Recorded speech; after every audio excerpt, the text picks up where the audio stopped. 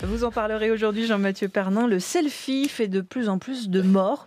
C'est le constat d'une étude indienne qui a chiffré donc le nombre de décès dus à cette pratique photographique des touristes, justement. Oui, le selfie, ce serial killer, selon une étude scientifique indienne, entre octobre 2011 et novembre 2017, 250 personnes seraient mortes en prenant des selfies.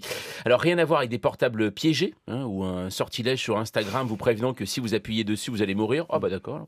Non, juste de l'humain et sa maîtresse préférée, la bêtise. Pour arriver à ce chiffre, les scientifiques ont épluché la presse et établi chiffres et statistiques, et le constat est sans appel. Un mal ronge l'humain du 21e siècle, le selficide. Et encore, ce ne sont que les décès déclarés. Les causes les plus fréquentes de décès dus au selfie sont la chute de la falaise, également un choc dû à un véhicule, principalement un train. Alors, c'est vrai qu'en même temps, l'accomplissement d'une vie, ça peut être un selfie avec le renne Saint-Malo, 17h22. Ça vaut le coup de risquer sa vie pour ça. Dans l'étude, on apprend que 8 personnes ont été tuées par des animaux. Vous êtes sûr qu'il est mort, là, l'ours? Mais oui, faites votre selfie. Ah bah non, il bouge encore. Pardon, c'est Agile de la Griffe. Les plus touchés par cette tendance au décès pour cause de clichés spectaculaires sont les jeunes.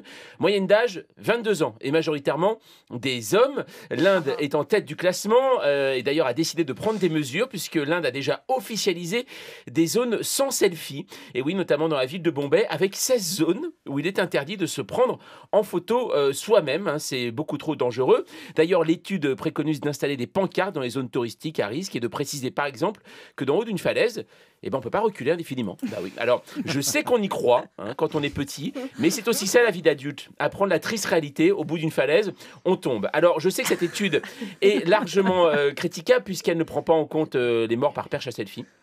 Là, on rentre dans une autre sphère. D'accord. Ça pose des problèmes même au plus haut sommet de l'État. Emmanuel Macron en a fait un pilier de sa politique. C'est plus un président, c'est un selfie sur pattes. En déplacement, il n'arrête pas. On l'a vu aux Antilles. Il paraît d'ailleurs que pour l'anniversaire de la 5e République, le président voulait réunir sur un même selfie tous les présidents de la 5e République. Petit moment de gêne, et ça sera un selfie avec la tombe du général de Gaulle, alors un peu statique. 250 morts par an à cause des selfies. Si vous vous plaignez de rater toujours vos autoportraits, tant mieux, finalement vous vivrez plus longtemps. Donc le chef de l'État doit faire attention. Très à longtemps. Il est prévenu. Les services de sécurité sont sur les dents.